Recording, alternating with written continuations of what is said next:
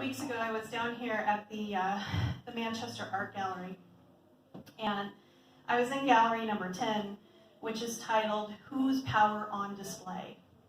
And if you haven't been there to that gallery, I recommend it. It's a really good question, and it's one that we should be asking ourselves. People will say, it's just a film, it's just a book, it's just a song. In this case, it's just a dress, just clothing. But is it? You see, I think that it's representative of the philosophy and ideals of the people controlling the narrative. And those people are usually not women. They're usually not marginalized people. Controlling the narrative of what women put on their bodies is only one part of the patriarchy's mission. They also like to tell us what we can do with our bodies, and they like to try to criminalize our decisions. In 1965, in over half of the states in the United States, it was illegal for a single woman to have access to birth control. And if you were married, you could get it, but you had to have a permission slip from your husband.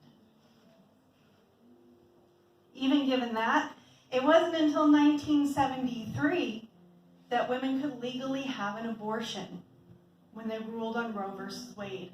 Now this is legislation that's already passed, and it's still under attack. And we're fighting for ground that we've already gained. Prior to that, if a woman wanted to have an abortion, if she needed to make that decision, it was dangerous. And not just because it was illegal, but because they didn't have access to proper care. And it could even lead to their deaths. This poem addresses that. And it's got kind of a snarky little title, like some of my poems do.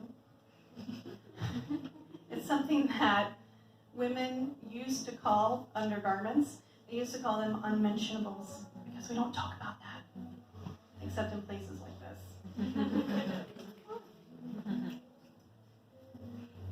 Unmentionables. A girdle stripped that I folded neat in a square with my panties underneath. A secret.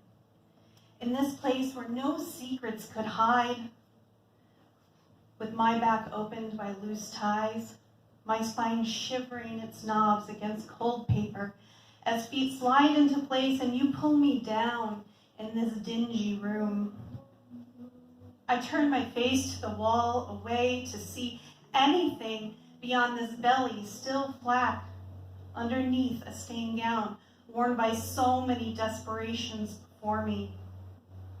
My underthings, unmentionables, slid to the floor in a graceless puddle, not arranged neatly as I'd meant them to be. But there they are, just like he said, looking better on the floor at the edge of his bed. That night he entered me, then left me cold with a fistful of dingy green paper wadded into a pocketbook that I've now handed over to this man with a coat hanger and eyes that look defeated. And I wonder if this will be the last gown I ever wear. Thank you.